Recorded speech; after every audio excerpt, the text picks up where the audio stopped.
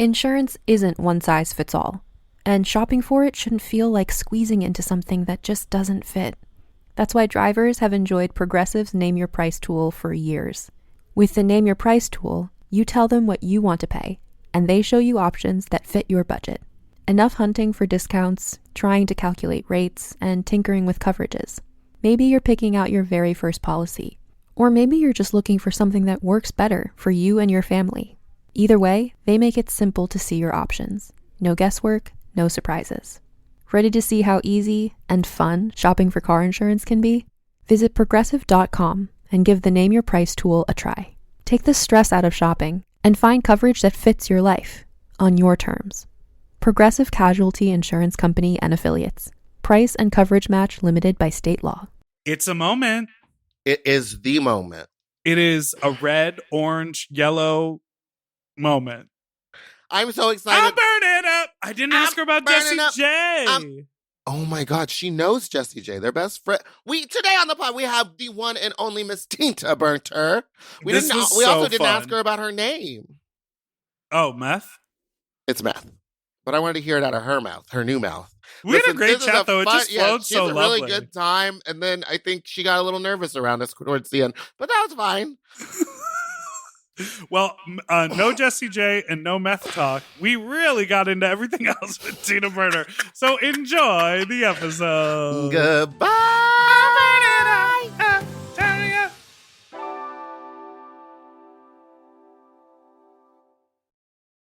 Forever.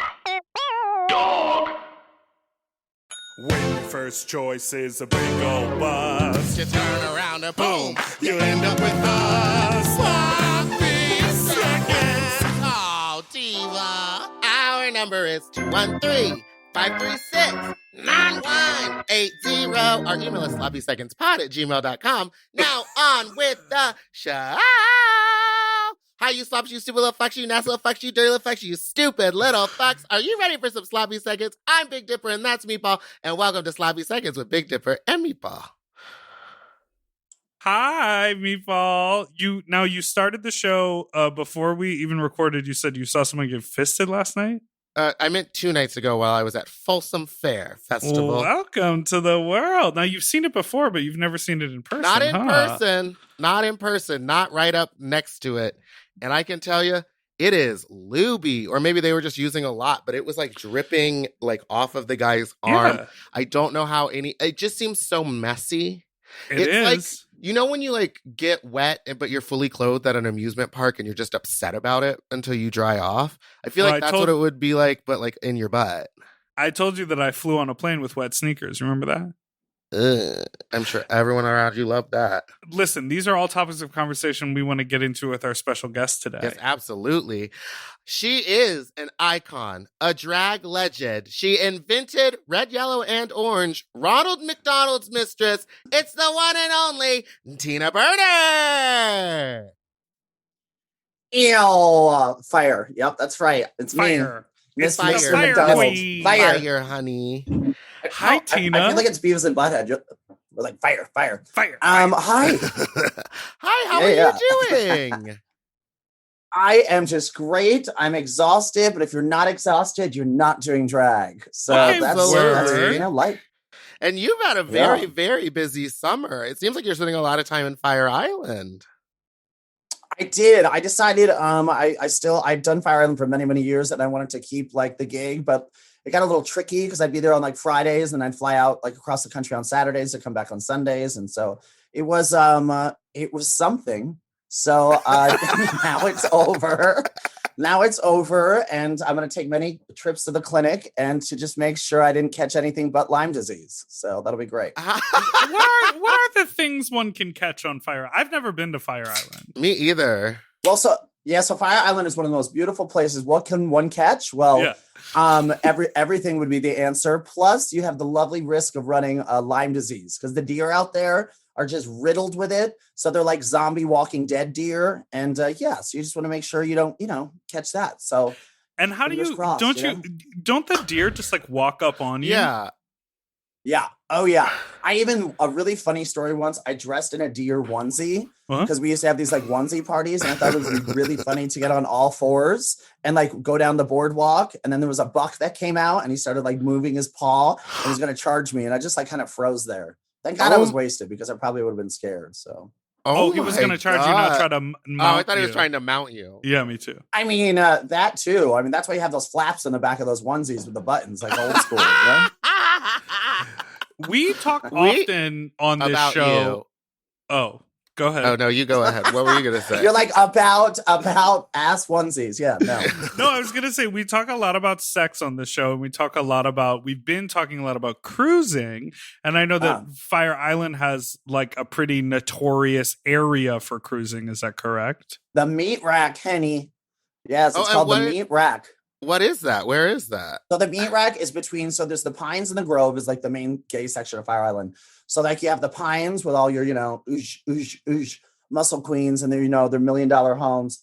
And then you have the Grove, which primarily used to be almost like just like a lesbian section, but now it's just become a very like mixed kind of like more laid back, section where there's a lot of drag is there. Mm-hmm. So it's the spot in between where you get to walk, to the one or the other when the ferry stopped, running. And like back in the day, it used to be like you would just go in there for sex, and people would hide in these little trails. So it's like great. I mean, I would love to just go in there and like I would climb up a tree and then just fall out of it when people are walking by, just to fuck with people. Like, I mean, at any time of the night, you might see someone, tied to a tree, or you can see a lot of things going on. Not as much, I don't think, anymore. I think as it's, back in the day, it used to be the heyday, but now it's like if you're going in there, it's sad, baby. It's just sad for you. But I feel like maybe apps and like the availability of just hooking up with like people have really fucked with cruising. But that's what happened. Do you find that you can't be a cruisier person now because of your celebrity? I feel that I get reported for not being me a lot on Grindr, and they block my account because people people block it and they say that it's not me, which I find really funny. And I actually like posted something about it, and it was really funny because Grindr got back right away, and they're like, "Here's a free month," and I was like, "Cool, thanks, guys." Just one free month, and we will get you blocked again.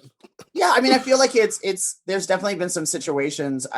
Not too like long ago, I think I hooked up with somebody, and I happened to be like out of town on a gig, and at the end of it, they're like, "Can we take a picture together?" And I was like, "No."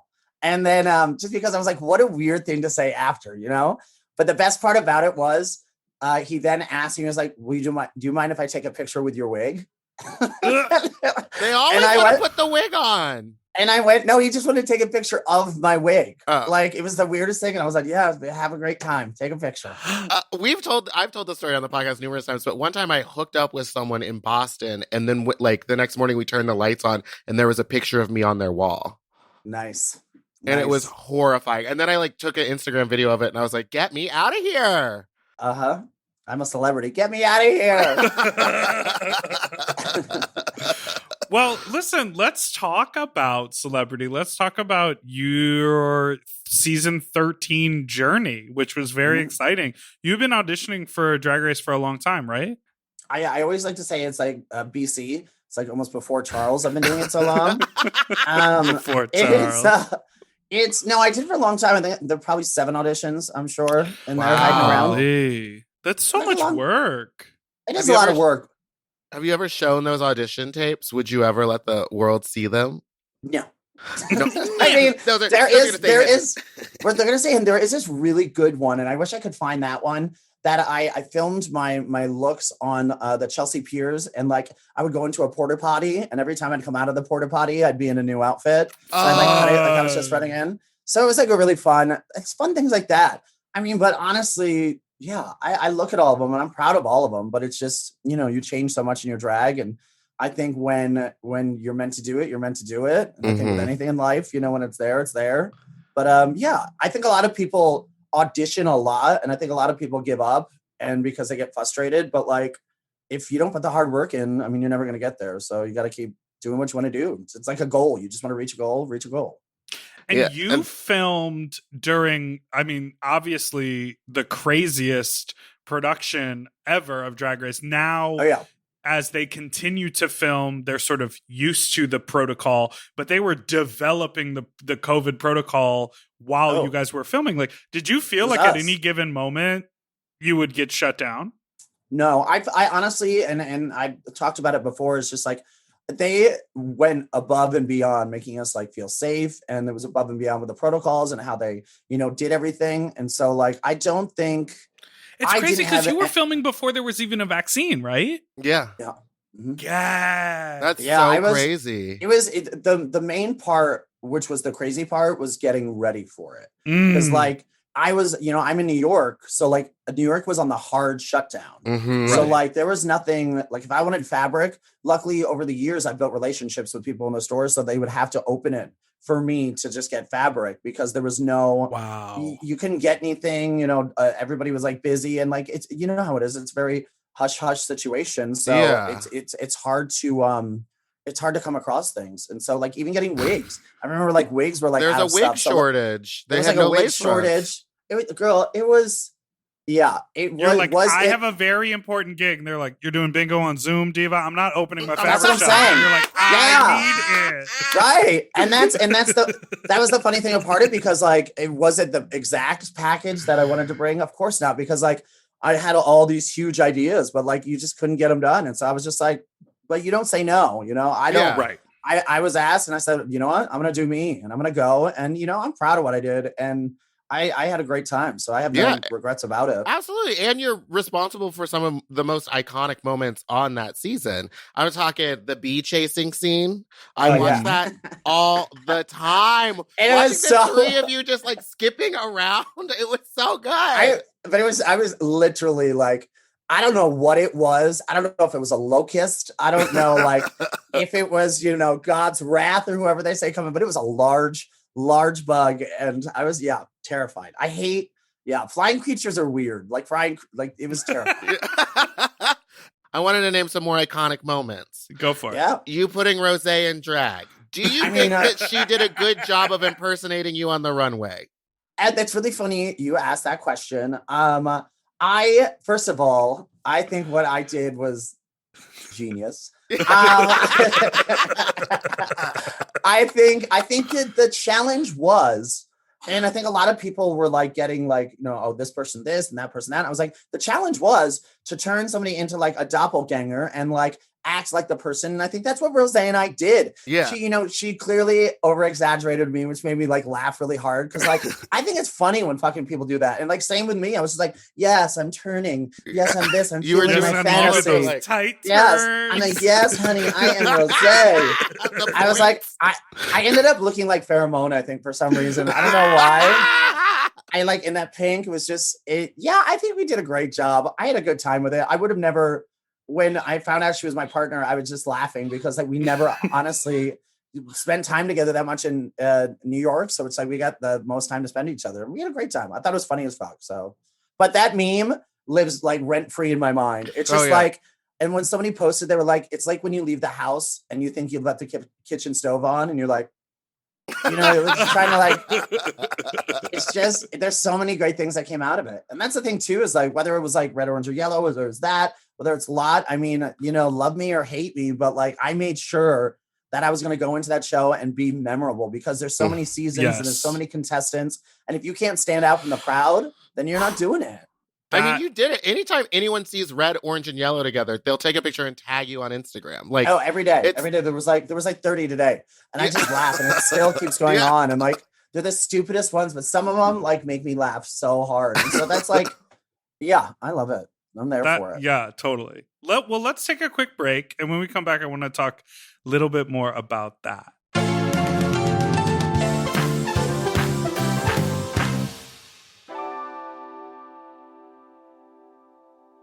We all have days when we want to eat well, but just don't have the time or the energy to plan, shop, and cook.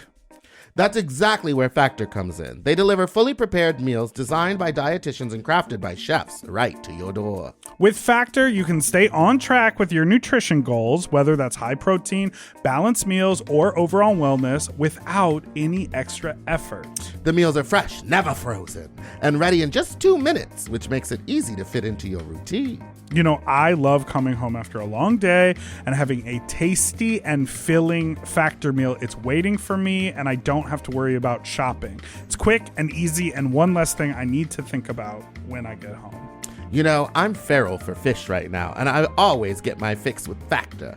I recently had their scampi-styled shrimp and salmon, and let me tell you, it did not disappoint. So get Factor today and start enjoying delicious and nutritious meals. Head to factormeals.com/sloppyseconds50off and use code sloppyseconds50off to get 50% off and free daily greens per box with new subscription only, while supplies last until September 27th, 26.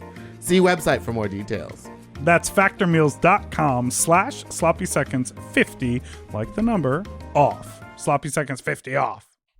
Okay, something about me. I love shopping. If you love shopping too, you have to check out Rakuten. And all you have to do is shop, shop, shop, shop, shop, shop, shop. And with Rakuten, you get cash back and rewards on almost everything you buy. Exactly. Shop.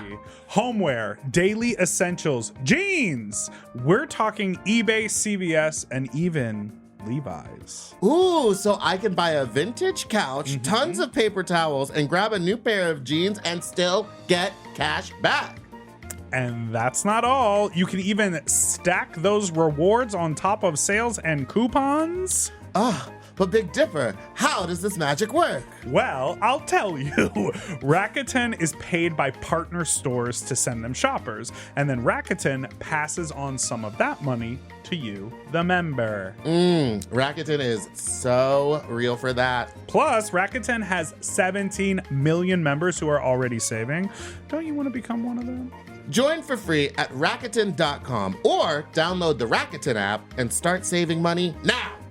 That's Rakuten.com or download the Rakuten app today. Do you want to improve your sleep? Well, listen up and get a Helix. Whether you sleep on your side, your back, your stomach, Helix makes premium mattresses that are designed to fit your specific sleep style. You know, now that it's spring, why not upgrade your sleep game and get a Helix mattress? And you know what? What? I can guarantee you that they have a mattress for you with over 20 different styles and models for you to sleep on. I love sleep. I can't get enough of it. And I love my Helix mattress. So ever since I got the big and tall, I know we go on and on about it, but it's a perfect fit for me. I haven't had a mattress before that I was able to select a model from, and I'm so happy I got to do that with Helix. And I, too, have the big and tall model, and it's perfect for my big and tall body. I loved it so much, I got a second one from a guest room. True. Yes, baby. And the people are sleeping great in there when they eventually do sleep in there. Best of all, Helix delivers right to your door with free shipping in the US, and you can get 120-night sleep trial to make sure that it's right for you. You also get peace of mind because Helix mattresses are backed by a limited lifetime warranty and have been recognized by experts at places like Forbes and Wired. And me. I am a sleep expert too. Period. Go to helixsleep.com/sloppy to get up to 27% off site-wide during their Memorial Day sale. That's helixsleep.com/sloppy and make sure you enter sloppy seconds after checkout so that they know that we sent you. helixsleep.com/sloppy. Get yourself a Helix.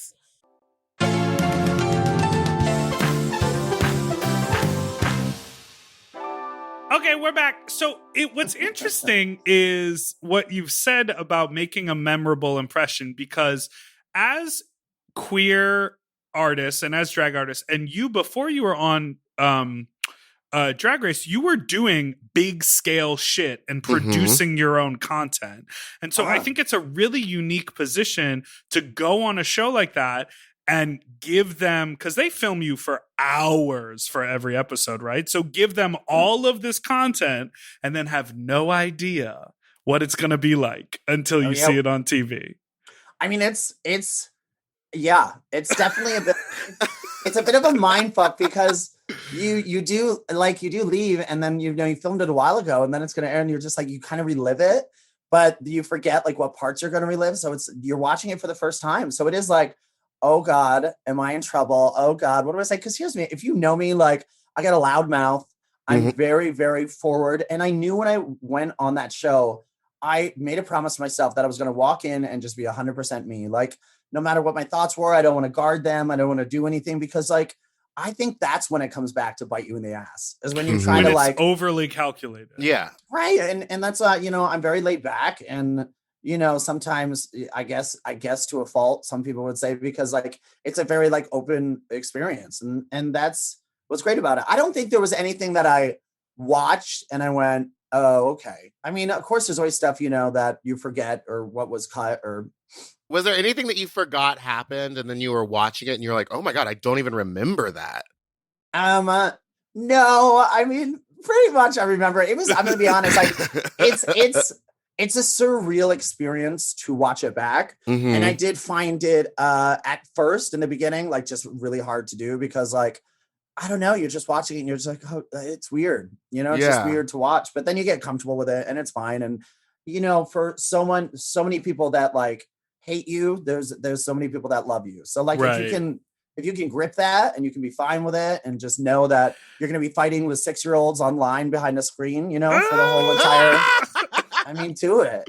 Like, you just gotta be a strong It's also the thing of like when you remember your own life or your own experiences, you don't remember them with 4 camera angles, cutaways to other people's reactions and sound effects. So like you're like, oh, I was there and I painted her or I wore this, but like I didn't wear this while, you know, Utica was saying something shady in her confessional chair that they put underneath me. Like I was feeling my puss when I was walking down the road. Like that to me is the interesting thing. And it just goes to like the credit of how great the editing on the show is, because they make it entertaining start to finish. But I can imagine it being a total mindfuck of like, wait, what? I mean, there is so many like sound effects that I'm just like, I love it so much.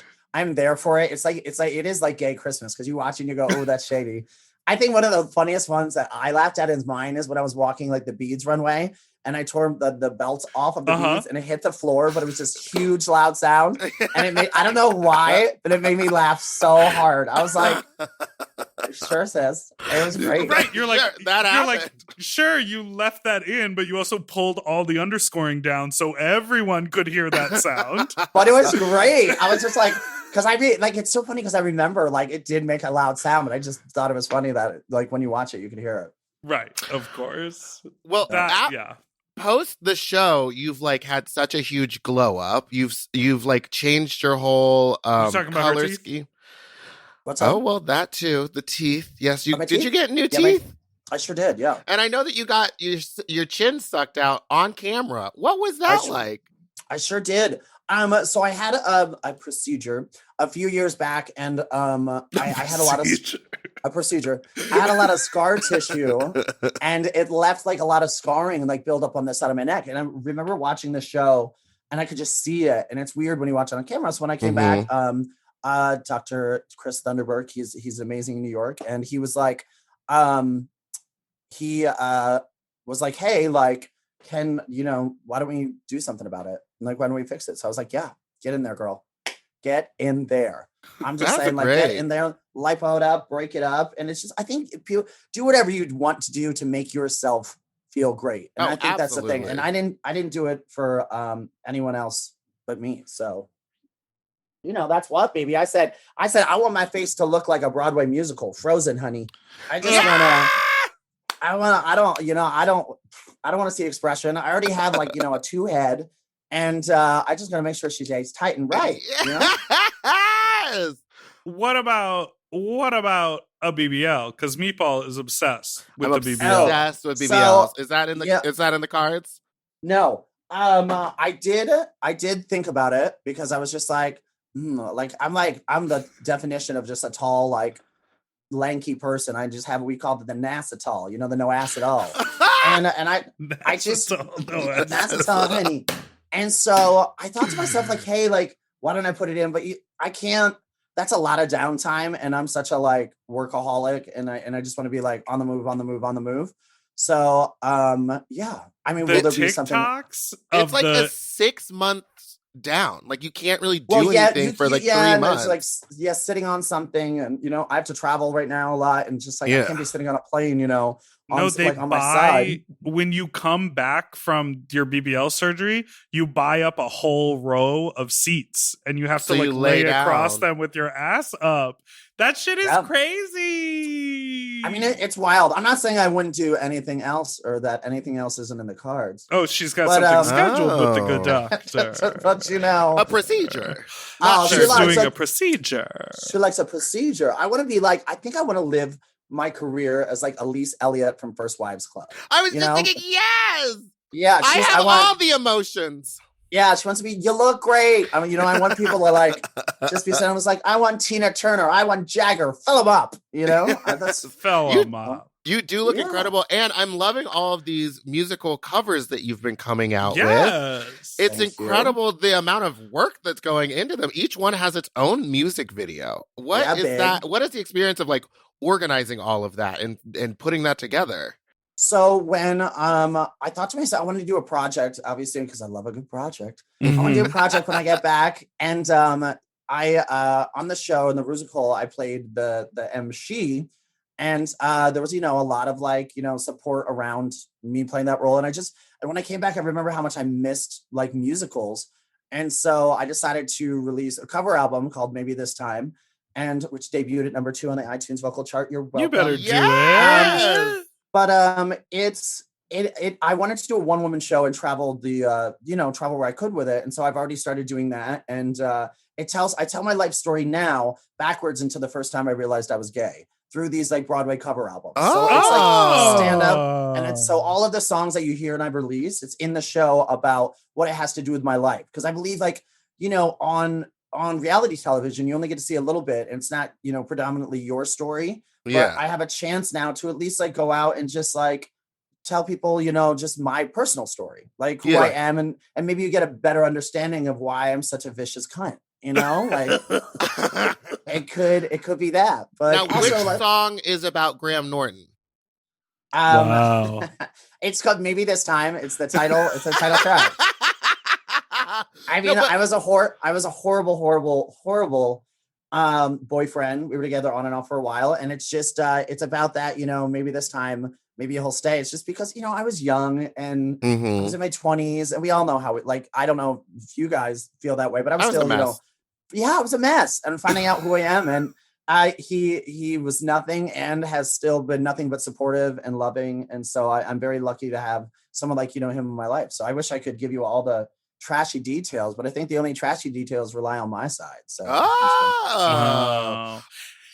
How long does each one of these videos take you to make? Because the Rocky Horror Picture Show one, there's like a million different angles. You're in a ton of different locations around this house. Like, how long does that take you? That was actually filmed at the Belvedere, which is the clothing optional resort in Cherry Grove on Fire Island. Okay. Yeah, and who was Rocky? Well, we're gonna call him a twink, but I think he's maybe aged out of twink. He was a twice. Yeah, he happened to be two funny stories that when I was like filming that video. First of all, like there was a guy upstairs and he was clothing optional, and he was just sitting there, and there was one guy with like an erect member, and he was just sitting like watching me film, and I was just like, this is wild.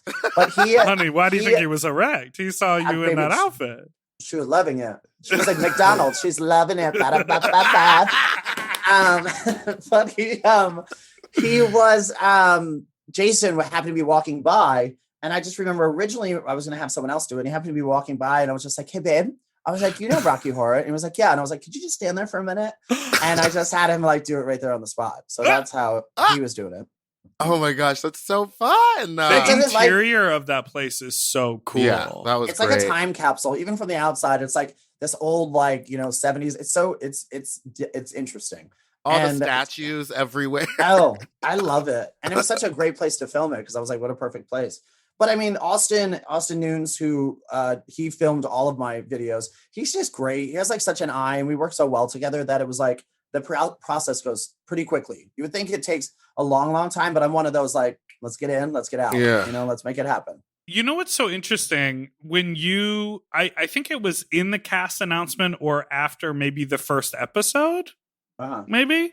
But when you released your first music video, is it called See Something Slay Something, or is it just called yes. Yeah, if you see something, slay something. When you're in the MTA, so like I watched that video recently and I was like, fuck, like you pulled looks together, you had all these drag queen backup dancers, you went out in the middle of the pandemic and filmed in Times Square. The video is so cool. I think it's interesting that like VH1, Paramount Plus, Drag Race itself is now, it used to be they really just made TV content. And then all the queens were making social media and YouTube content. And now the production itself is making TV content and YouTube content and social media and all this stuff. Because I was like, this video is great. Like, I'm surprised I didn't see it like everywhere. And I was like, oh, because we also had Meet the Queens. We had the thing. We had the, the makeup tutorials, like all of that stuff. I just wanted to say I love the video, and I know that Austin did it as well. It was really fun. I was obsessed with that, and like it was, we filmed most of it outside, and we were inside. We had masks and stuff like that. It was very tricky if you've and you had the clear masks on, honey. Oh yeah, because I wanted to make sure. Obviously, we were being safe. Protocols were taken. Everyone had been tested. At the time, even during like when the show was airing, I was getting tested 3 times a week. And like 2-3 times a week, and getting like to make sure I being in New York, like you just you just really had to be careful with everything. Just so, COVID tests, or were you doing your STI panels? Oh god, baby. There, I haven't met an STD test I didn't like. I was like, yeah. Wait, are you one of those queens that used to ride the subway in full drag to your gigs? Oh, so. I pay way too much money to live in a studio in Chelsea. So a lot of the places are very like close for me to all my gigs. Like literally I live 2 blocks from Barracuda. I used to walk to like my brunches. I can walk, go to the train to go to Fire Island. But yeah, I mean, I still do if it's quicker because of traffic. So I'm literally right by the ACE and then jump up there to Hell's Kitchen. But yeah, I ride full drag. I mean, who's gonna fuck with me? I'm literally 7 feet in drag. I mean, if you're gonna fuck with me, like, God bless you. God bless you. I love that story. Yeah, I'm terrified, babe. I sit there and I'm just like, I'll chase you. I'm terrified. Wait, okay, so you alluded to this before, but you said when you came back from the show, you said you want to work on a project, you want to make a musical theater cover. When you were younger, what musicals were you into? Like, what drew you to musical theater, and what musicals did you like? I'm gay, so it's in my blood. Okay. No, but what musicals did I like? 42nd Street was just, I tapped for 12 years. And so, yeah, I'm a tapper. I did national competitions with it, still do. Hopefully one day you'll see that. Honey, shuffle off the buffalo. Baby, I'm a time step all over your face, honey. But yeah, I love that. I love to like Singing in the Rain, like old school, like Hollywood stuff. I just love like big, like Broadway productions. And I did a lot through high school. I did the 2 semesters I was in college. I did all the shows there. And then, I kept doing theater. I think that's somewhere now that I might, head back to because, I miss that. I would love to go back into doing a show. Unfortunately, my doppelganger, Nina West took hairspray from me. But, wow. Let's kill her. Let's kill her. She will never come on our podcast. We'll call her out right now. And you know what? She's my good friend. She's both of our good friends. We but text she always constantly, curves us but she on the swerves podcast. the pod because she's afraid we'll tell stories about what happened in the UK. Now, before you were on Drag Race, you won National Miss Comedy Queen. Yeah, still your current reigning. Wait, what? Really? Still your current reigning. I'm going to a prelim this weekend. Out in Tampa. I did one in Columbus last week. We have another Oklahoma City, and then I'll be passing my crown down at the end of March in Orlando, Florida. Oh my goodness! So wait, but did you have an extra long reign because of COVID? Yeah. I have like three years, and when I won by the most points in their pageant history. It was like 50 points or something that I won by. Yeah. What was it like competing in a pageant? Have you ever done a pageant before? Oh yeah. I was at Miss Fire Island. I was a bunch of pageants. I wish you could see my house right now. I have this really creepy wall of like, my crowns and shit. Oh, But wow. I All the did winnings. the winnings, honey. All the winnings. Yeah, I think every year in drag, I've tried to give myself a goal or give myself something to push forward to. So when it was like Comedy Queen, the first 2 years I was top 3. And then I just went back the third year because I was just like, I'm gonna win this. Same thing with Miss Fire Island. Took me like, 2 times to win that, 3 times. And so, hopefully just 2 for Drag Race.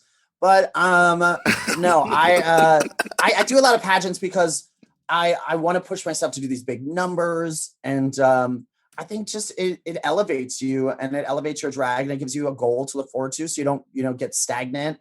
You're not doing the same 3 numbers in clubs. And I think it's good to challenge yourself. And life is a competition. You might as well do it in drag, Do you think having all that pageant like history behind you and all those wins was why you were able to stay so calm on Drag Race? Like we never saw you freak out. You were always just there with the jokes and like there to calm everyone down.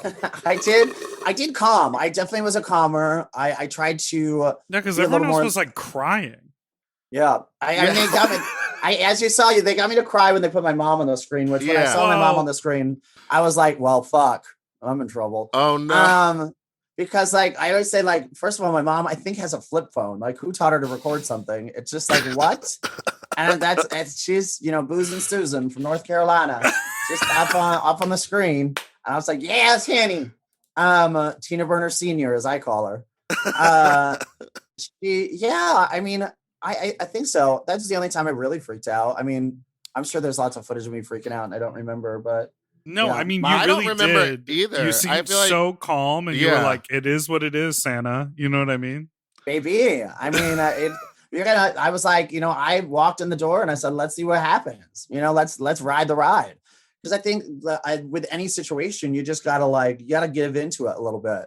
And I tried not to, I tried not to freak out too much because nobody wants to see, well, I guess everybody does want to see you freak it out. I think if people weren't scared of me so much, I probably would have freaked out a little more. I think there's that fear in some people's eyes that like I'm a very big personality that how people are a little standoffish backwards to you. So I think given the right person to push my buttons, I could have snapped a little bit more. But luckily, what about when Rose said, "That's what you just said"? Oh, I was in my feelings right there. So like I was trying to remain calm. That you saw, I put on pageant right there when I'm saying. So it's like you held back. I'm trying to be a good person. But yeah, I watched that clip back too, and it's really funny. Yeah. And I was just like, good on you, Rose. That was like without a beat too, because that's when you see the click when it's not a rehearsed one. And I was like, she was right on it. I was like, that was my applause to you, girl. I feel like people don't talk enough about. Everyone goes like, well, they're in an isolated place and they're making a reality TV show, but I feel like people don't talk enough about the no cell phones. I feel like I would be missing an appendage. I would lose my mind. Like I loved it. Really? Did you feel like peaceful in the hotel room? I couldn't have been more happy. I would have given it back for another 3 months. Wow. I personally, that's mature. It really gave me like time to like reflect and like you find out who you are as a person when you're not distracted so much. And it was an experiment, and it was great. And like I really didn't even want it back. I was like one of those, and I was like, I'm good. And then I got it back, and it's just like, you always feel like you're playing catch up or having to do this, and it was a time where you could like just live in the moment without distractions. Wow, that's an enlightening experience. It really is. It fucks with you. But it's great. Yeah. What were there any downsides to being there? But like, was there anything that you were like, oh, I missed this? My dogs. Miss my dogs. Oh. I have two puggles, Shelby and Effie. And they're my girls. They're 13 and 14. Clearly, right now, they're passed out on the bed because they find me just as amusing as a lot of people do. They are out cold, honey. Let's take a quick break, and when we come back, we're gonna talk about your rings. Rings.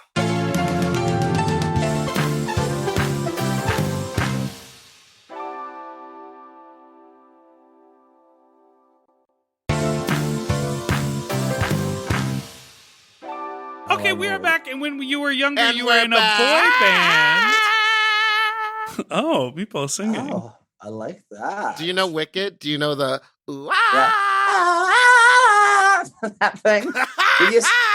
We used to do it all the time when like everyone would go out. We would mix that with the one in from Legally Blonde, Legally Blonde, and like try to like and like do all of them. Like I just want to make a mix of just those ending ones and just like do the end of something. It would be a great mix to do. Absolutely. I'll I'm add into it to my that. list. Yeah, right. Yes, your rings. When you were younger, you were in a boy band called Fifth Ring. Ring, honey. Yeah. Isn't that gay? What do they call that when you're fisting and you get to the That's called the call it the second second hole. ring? No, Yeah, the second ring. Ring. I mean, I can't tell you. I mean, the only time I ever fisted something was a puppet in an Avenue Q production, you know? But that's about it. Were you an Avenue Q at New Stages? No, bitch. I was talking about when I'm home, just try to fist a Cabbage Patch doll. It was originally called Point Five, which I think was a better name because we were formed together. The head of the guy who formed it was a big, he owned like Power 96 in Miami, and like it was like 96.5. So we were originally called Point Five. When we signed with Universal Records, they changed it to Fifth Ring, which I thought was like, what are we in the Olympics? But we don't really have a say. I was, let's see, 19, I think at the time when I signed on. I finished by the time I was, I think, 21, maybe 18, 19, somewhere in there. Yeah. What was the audition process? Like you were just into musicals and singing?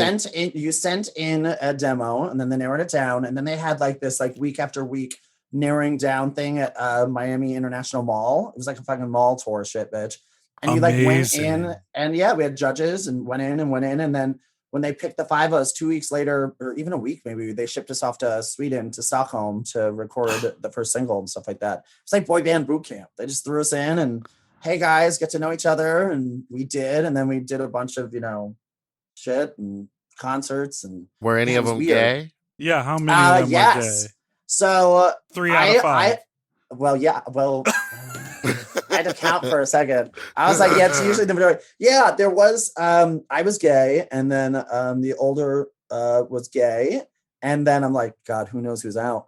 And then recently, not too long ago, I found out who we knew another one was gay, but he has then come out saying he's gay. So yeah, 3 out of 5 that I know. Wow, that I know. I mean, I don't know, But Did wait, you do why dancing? would they send you to Sweden? That's where you make pop music. That's where you make boy band music, Kenny. That's where like Max Martin. That's where all like the Backstreet. That's where everybody went. I remember. Idea. Yeah, somebody was recording in the studio above us. It was who was the 18s? Remember the 18s? I remember the 18s. Right. So they anyway. Yeah, you go there. And I just remember, I think when we first went there, it was like during winter, where there's like 2 hours of like sunlight. And I was like, this is weird. God. And I remember we went to go see Rent, and it was like in Sweden over there. And I remember me and one of the other guys, we said we had to leave during intermission because we weren't feeling well, because we wanted to go to this gay bar. So it was like our second time there. So we left and went to this gay bar. We had to we knew we only had like 2 hours basically to do it and get back to the hotel before we were caught. Wow. Oh yeah. And so did you guys ever tour and perform and do did. that? Or was it mostly about just trying to roll out some music and see if it was hit? mostly about getting the singles out and rolling with them. And then we opened at Miami American Airlines Arena for their big concerts. It was Jessica Simpson. And I think at the time I was maybe Snoop Dogg and a bunch of Blue Cantrell, and it was one of those big concerts. So we did stuff for that. Yeah, so hit 'em up style. That name in so long. That's incredible.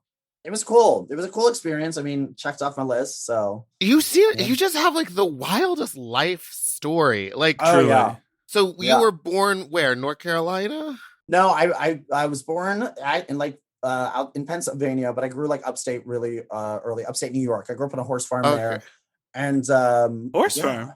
I always say I grew up on a horse farm because it explains my face and my dick. That's what I tell people. You know? But I was going to say your shoulders, but yes. Speaking of my shoulders, I just was on a plane and it makes me laugh. So I always have to be on an aisle seat because I'm just so tall. but they had upgraded me and I was just in a middle seat. And the funny thing, like even in that Comfort Plus, but I realized that my shoulders are so broad, even as sitting there, I was hitting both people on both sides, like just knocking them. And they were like hidden to the side the whole flight. It was great. Also, you're so tall that the headrest is probably on your neck normally, right? Yeah, it doesn't even matter. I don't even try anymore. Are you able to sleep on planes? If I am up in the expensive part, yes. If I'm not, there's just no way. Like that's the thing too. If I'm doing a gig in LA or anything like that, or anywhere far like that, I cannot ride main cabin. My feet, my knees, like everything, like maybe 2.5 hours tops without me getting like really, really restless. But if I do, I have to be up towards the front, and it's not me. You must feel so claustrophobic. I can't do it. I get so claustrophobic. I freak. That's so wild. No, don't like it. Meatball, where do you like to fly? You like a window seat, don't you? I like a window seat because I like to lay my head on the window. Because the thing behind me is too short for me, and I'm not even that tall. Tina, have you ever been to Folsom? Meatball just went to Folsom this weekend. Folsom, I have not been to Folsom. Well, actually, I think I might have been the one here in New York years ago. They do a Folsom East. Yeah, I did the Folsom East. I think I just walked through. It was one of those days like my friends were going, they're like, come. And I was just like, all right. But I definitely went to the Black Party a couple times here. What did you call me? Stop it. Stop it right now. Stop it. No, the Black Party in New York is crazy because it's 4 days or 3 days long. I don't even know what they do. I just know I went the one time and I saw someone being like lowered onto like a baseball bat by like the rings on like their jewelry. And I said, girl, like, I'm good. That's not for you. That's too much for you. It's not too much for me. I just was just like, I'm good. Like, check. I've seen it. Like I check, please. Yeah, I'm just like, it's great. Listen, live your life. Do anything you want to do. And I'm all for all of it. But it's just like, there's something about being in a club, especially like, you can imagine going now and just like, it'd be like a meet and greet where someone's getting fisted behind me, Yeah, so right. Yeah, there was a few like, hey, Meatball, hi, Meatball, while I was like just trying to enjoy stuff, which I do enjoy. Like, I like saying hi to people. Why don't you complain about your success, Meatball? I'm trying to make it not sound like a complaint. But when I'm watching someone swing a ring from their dick and trying to like land it on a hook, it's not the time for a selfie, And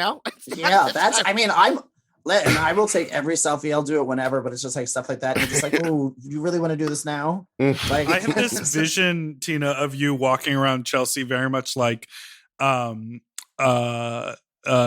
Lane in the Birdcage on like the morning after, which is like when the Schnecken beckons, just greeting everyone, walking around. Oh, yeah. Do you feel like Chelsea is very much your neighborhood? Chelsea's my neighborhood. A lot of the gays moved up to Hell's Kitchen, and they moved up to Harlem, and it's definitely like moved. But I've been on this block, I think, for like 14 years. Wow. So, it's I've seen a lot of it, and it's definitely changed. But New York's like my home, so that's why a lot of people will be like, "Oh, you've never like traveled here? You've never done this bar? You've never done this bar?" And like, what you have to understand is before Drag Race, I was working like 9 shows a week, like for years and years and years. Busy. So I didn't have time to go leave the city. It was almost like I was trapped, and like not in a bad way. It was a great way because I was working, paying my bills, but like I couldn't take off because I'd feel bad because it was my big night or be this or be that. And so one of the main reasons too, I really wanted to get on Drag Race because I wanted to travel and I wanted to reach different audiences and, introduce new people to, what a horrible person I am. So I just wanted them to see them for themselves. Well, I mean, you have been traveling. I know that it probably would have been more if we weren't in a pandemic during it. But like, where have been your favorite places to go? What's been new? I definitely down in Louisville and Play down in Play was great. Where else did I go? I was just like, Bebop's in Bebop's in Alabama? Is it Mobile? Mobile. Bebop's Jerry is so nice. So nice. They got me a little drunk, and that was that. They like to drink and party. Were they still party smoking indoors? I don't think so. I wish I could tell you. When I was there, I did a gig. There was a bear party, and I did the gig at Bebop's, and I walked upstairs and he was like, oh, and upstairs we can still smoke inside because the patio has like windows or something like that. And I was like, oh, okay. And I was like doing my live show, like just like inhaling bursts of cigarette smoke. And I was like, golly, this is challenging. Like I was so not used to that kind of air. Yeah. Oh yeah. I'm trying to think where else that like I went to, which was now it's all, you know, a blur a little bit. But Yeah.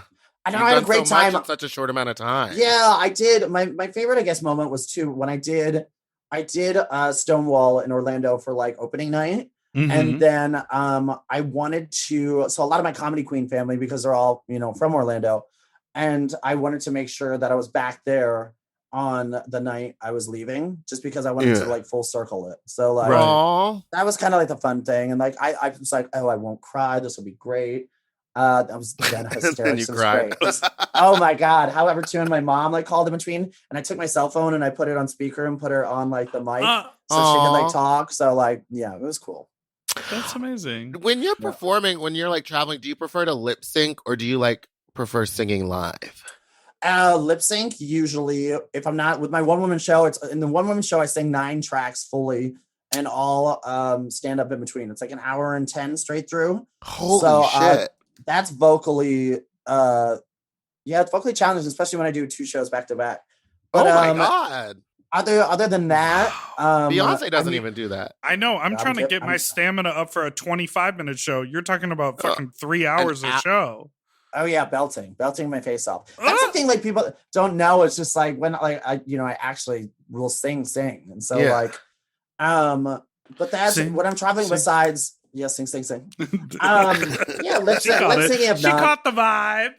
Yeah, I mean, I'm a mix queen, honey. I was doing mixes here in NYC with the little clips and the movie clips and all that stuff before the girls were doing it in the city. Little whip crack sound.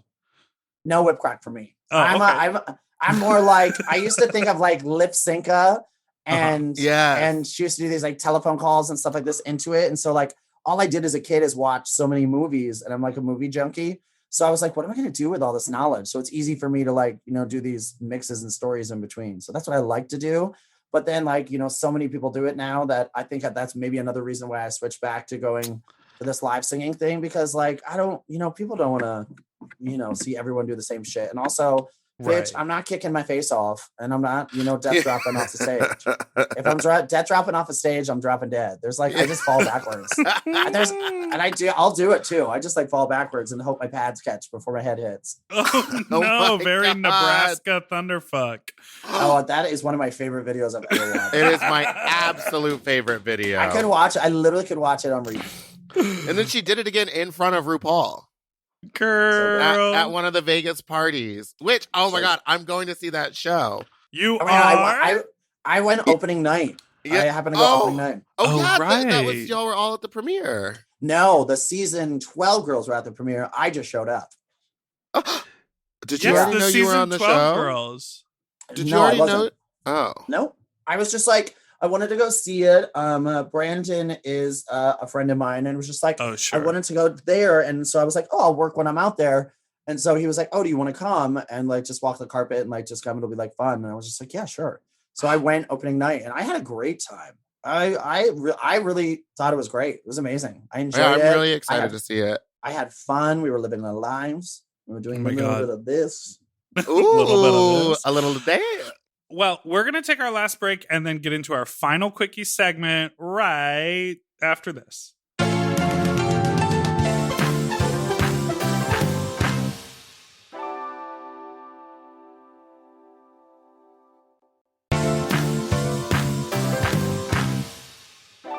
And we're back. Oh God, a little not rough. The wicked, honey. Oh yeah, Mama, it's all I care about. It's all I care about. Oh my God, I just went to see the reopening of Little Shop because I hadn't like seen it, and it was just everything. I just really Little Shop of Horrors. Who's Jeremy Jordan's playing. Perfect. And, you know, he's dreamy. On yeah, stage. he's great. He was my housemate senior year of college. Oh, great! Give me the stories then. Give me the stories. No real stories. He dated a friend of mine who played Nintendo 64 and kept to himself most of the time. Literally was Perfect just like roommate in school, like yeah, there to sing. Tammy Blanchard plays Audrey, and she is turning it out for me. It's a total different take on Audrey. It's like, really? Yeah, very different. So it's great. I saw MJ Rodriguez do it when they did it out here at the I Pasadena was so Playhouse. mad. That It was is my really favorite fun. version of Suddenly Yeah. Fever. Yeah, It that's was everyone really has said cool. that, but of course, it's the other side of the country. So Right. Yeah. All right, Can't so just it's walk time in for more our often. final segment, which is called Fuck Talk! Fuck. And this is the segment where we talk about fucking. got it. Tina leaned in for all of our She was listeners. like, She Well, I was "What just like, what did you say are you talking about? She's like, you have Did you 8 say- more minutes of my time, and I Did don't you, like this. No, did you say fuck talk Yes. Or- Fuck. or fuck talk? Wait. What? Oh, talk as in TikTok? Yeah. Oh, fuck talk. Okay, gotcha. Fuck Gotcha, talk. gotcha, Got it. gotcha. Oh, she's coming Um, for our enunciation now. Yeah. She's No, like, no, let me mommy, tell you I how could- many all of happens us on have the a page. beautifully redone mouth that we can speak our words with. So No, baby, it's hard. It's eloquently. hard to speak my words with. I'm telling She you, I got have to lips, do. she got teeth. Tip Yeah, of the teeth, baby, lips, tongue. Tip of it's the, what- hard what because is that? they try to attack each other. Now in drag too, it's like I have lipstick all the time on it because it's just my chompers. You know? Oh no. Do you find that it's easier or harder to find men because you are a drag queen? A famous drag queen. I mean, that's a great question. Do I find it easier or harder? I just don't care anymore. Mhm. So I just like at this point, you're just like, let's do it. My whole thought process and all of this and sex within drag and not having sex in drag. I'm saying like people knowing I'm a drag queen, people not knowing I'm a drag queen. I think like if somebody's going to want to do it, obviously they know what you're getting into. So yeah, I don't have sex in drag. I think a lot of people do. And I'm 2 thumbs up to that. But if I'm tucking my I'm dick not. up my, I'm thumbs down. Y'all are weird. yeah, Now y'all are weird. no, I think if I got my dick up my ass all night long, I'm not going to come home and, let you stick it in, babe. Yeah. Because I just performed for 8 hours. So Yeah, yeah. you're like, when I do a drag show, it's an 8-hour show. Other people are like, I did one number. I'm feeling sexy. You're like, no, Yeah. I worked Oh no. for a I was full like, day. I'm like roadkill by the end of the night. It's just Yes. like, I'm like, please don't smell me. Just go away. Yeah, I'm it's the smell for me. I'm like, I'm take a full shower. I'm exhausted, and now you want to try to touch me? No, we're good. Do you have any wild and crazy sex stories from the summer? Not in drag, just like fun hookup stories, or do you have like a go-to like wild New York embarrassing Do I sexual have a wild conquest? experience? I'm trying to think. Anything wild. I don't. I remember this one time I was having sex and like like in New York, like there's like such small space and like your heaters, like your little like those heaters are like right by your bed and stuff like that. Yeah. It dries the room out like really, really bad. Mhm. And so like half the time you need your humidifier, or, the air conditioning is on, and then you have to like because they won't lower the heat and quack, quack, quack, quack. So I remember I was having sex with someone and I literally, was doing the deed. And I was like, yeah, just going at it. And my nose started to bleed and just blood all over this person's back. And I was just like, work. That's embarrassing. Oh my goodness. bloody Work, back. mama. Yeah, I mean, I guess that's a crazy story. That is It crazy. is Yeah. bleeding all over someone. I remember, I feel like it wasn't this last trip to New York, but it was like maybe 2 years ago or something. I met up with a guy, speaking of fisting, I met up with a guy to fist him at his apartment.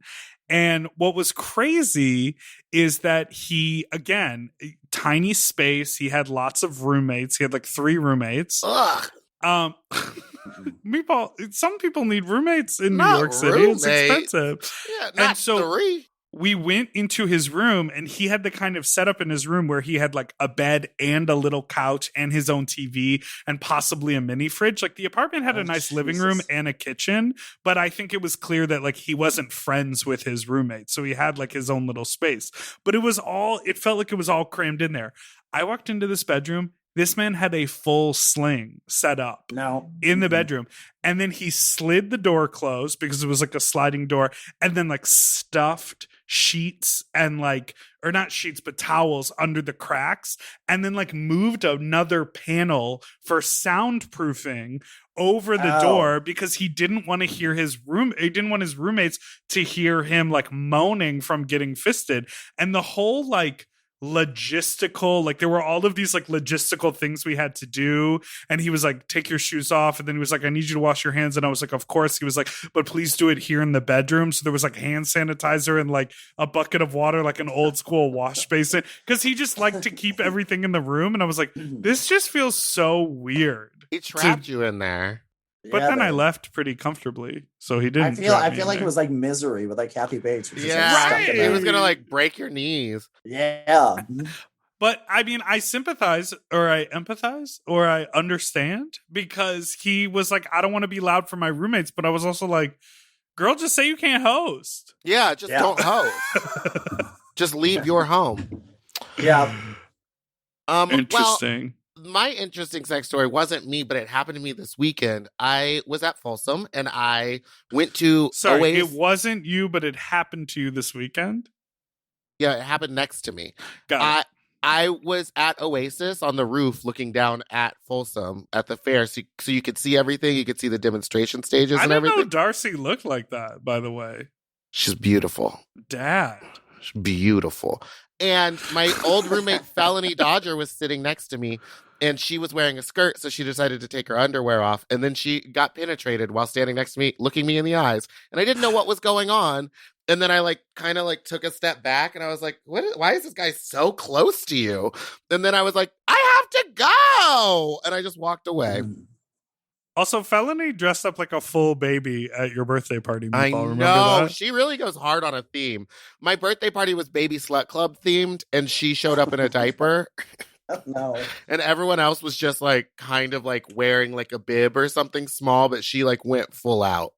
Yeah. Oh, there was a guy at, I remember at Stonewall, he he would come to see my shows, but he dressed up and he was in a big diaper and used to come in, and he asked that they put his cocktail in a sippy bottle, like a little baby bottle. Yes. And would do it. But then I remember the weirdest thing, I guess this is a crazy story too. He was just he just sat there and he had really good look on his face. And he was just so relieved. And I was like, oh, she's just happy to see me. And he was like, oh no, sorry. I just went to the bathroom.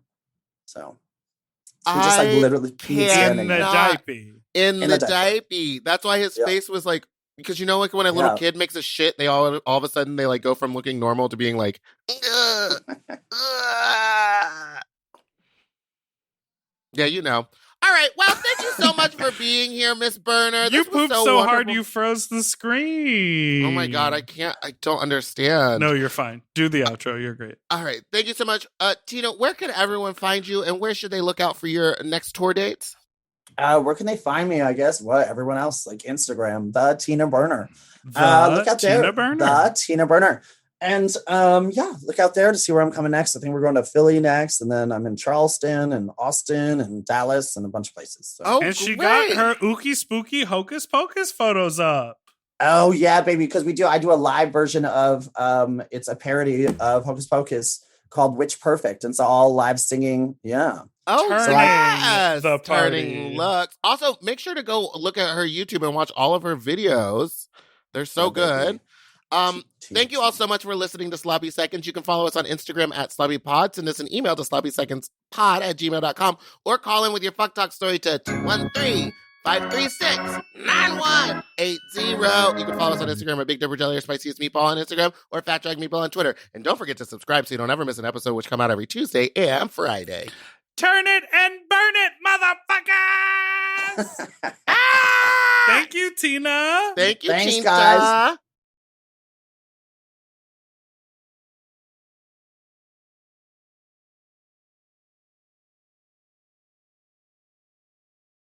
Doodle-doo-doo, forever dog.